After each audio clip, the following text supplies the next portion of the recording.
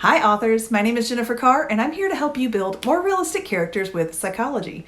As both a marriage and family counselor and a former high school AP psychology teacher, I have the insider information that can help you write better stories and more relatable characters. Because of my background and career in psychology, I tend to approach everything from a psychological perspective. This means that I look at people and their behaviors through a lens that takes me to the core of their motivations. I want to help you learn to use that same lens as you write more realistic characters. Today, we're going to take a tiny step into a huge pond in the world of psychology. Ever taken one of those tests that tells you that you're an introvert or an extrovert, or that you're emotionally stable or an emotional wreck? These tests are evaluating facets of what we call personality. So what exactly is personality? Personality is the sum total of a person's pattern of thinking, feeling, and acting. So why does knowing the ins and outs of personality matter to a writer? Well, for starters, knowing the type of personality your characters have will help them come to life and be more relatable. It makes them more realistic. It will also hold you, the writer, accountable to the consistency of your character. If your character has been deemed an introvert, those of us who are introverts, we want to see them come home from social events and need hours of solitude to unwind.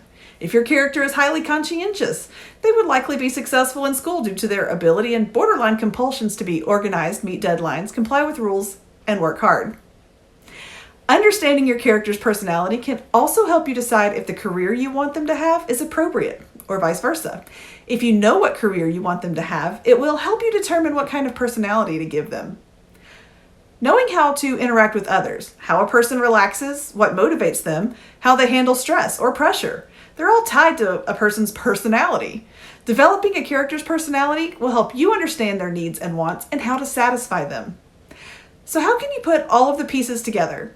Well, start by taking your own personality test. One of my favorites is the Myers-Briggs, which you can find at 16personalities.com. That's 16personalities.com.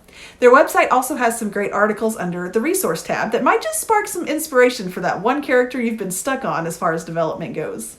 Some other personality tests and inventories you could check out are the 16PF, or the 16 Personality Factor Questionnaire, the Hexaco model, and the True Colors test. These are all at the top of my list. They're easy and they're quick.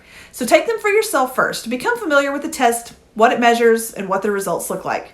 Then consider taking the assessments as your character.